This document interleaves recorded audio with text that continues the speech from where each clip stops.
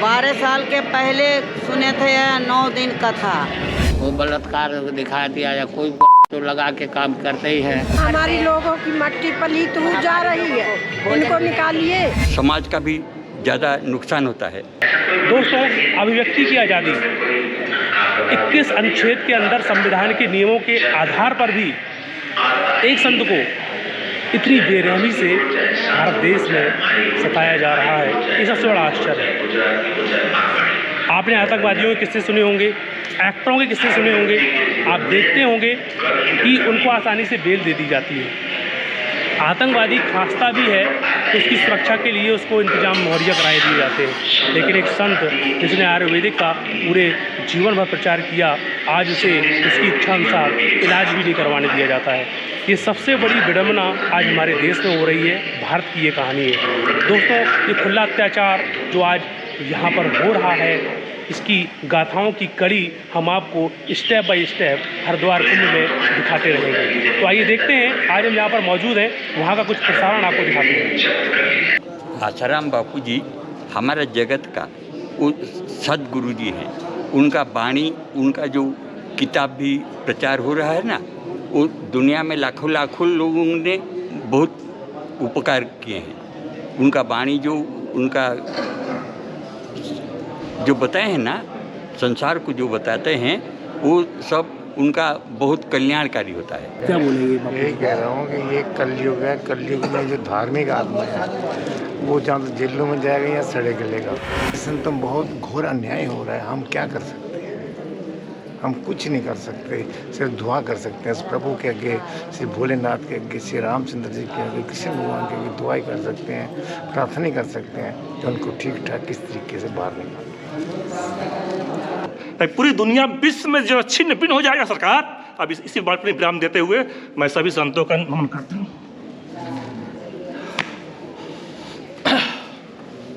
वैसे बापू जी तो ऐसे थे नहीं। अब यह है कि पैसा कौड़ी के चक्कर में तो भाई आदमी को धूल बनाया जाता है। वो बलात्कार दिखा दिया या कोई पॉइंट तो लगा के काम करते ही हैं। वैसे बापू जी ऐसे नहीं थे। हम लोग भी बचपने से देख रहे हैं, आ रहे हैं, जा रहे हैं, कितने लोग सब कुछ कर रहे हैं।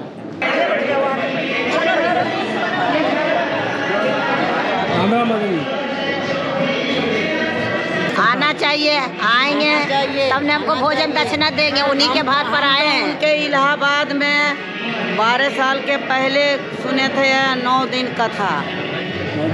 अभी उनको आने नहीं दे रहे हैं। आना चाहिए, आना चाहिए, आना चाहिए, आना चाहिए। हाँ महाराज, उनका आना चाहिए। बिना अन्याय कसूर के आना चाहिए। नहीं बुराते संत हैं, अत्याचार कर रहा तो विकास तो दुश्मनी कर रखा है महाराज जी।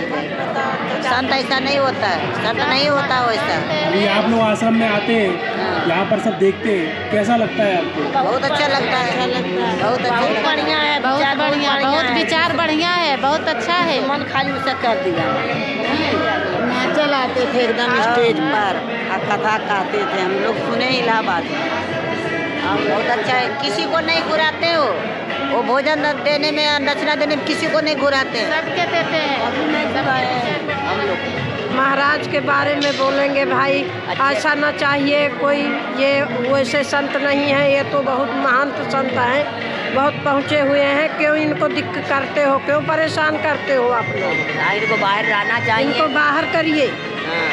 अच्छे हैं हमारे। इनके बिना हमारी लोगों की मट्टी पलीत हो जा रही है, इनको निकालिए। निकालिए। हमारा जीवन बर्बाद है। अगर हमारे गुरु बाहर नहीं रहेंगे तो हम क्या करेंगे? आज उनके ना रहने से समाज को कितनी हानि हो रही, क्या लगता है? समाज को बहुत बड़ा वो उसमें हानि हो रही है। इससे बहुत बड़ा देश का नुकसान भी हो रहा है। जो आगे आने वाली पीढ़ी है, उस संस्कृति के बारे में भी कमी आ रही है। तमाम अनेक प्रकार की कमियां उनके न रहने से समाज का तो बहुत हानि हो रहा है। देखिए, किसी को ऐसा करने से समाज का भी ज़्यादा नुकसान होता है, संत समाज का भी नुकसान होता है। इतना ही हमारा कहना है कि सरकार वो बेकसूर है और सब पैसे कौड़ी के चाल है।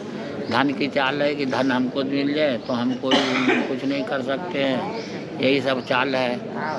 इसमें तमाम विदेशी और अपने देश के भी लोग इसमें तो तमाम लगे हुए हैं कि जिससे कि जो अच्छे संत हैं उनको किस तरह से गिराया जाए, ये देश का जो धार्मिक क्रिया है इसको रोका जाए, इस पर भी लोग लगे हुए हैं और लगे रहते हैं। सब संतों के मन में एक उदासी है, उनको ज्ञान की तरफ से जो अच्छे अच्छे उच्च कोटि के संत हैं आते हैं, यहाँ पे मिलते हैं, तो वो यही कहते हैं कि अब बापूजी के ज्ञान से जो साधक तैयार होते थे, अब भले कीर्तन तो हो रहे हैं, कथाएं भी हो रही हैं, पर अच्छे साधक नहीं तैयार हो रहे हैं। अच्छे साधक जो देश को उज्जवल भविष्य दे सकें वो सिर्फ पूज्य गुरुदेव जी की ही कृपा से तैयार होते हैं।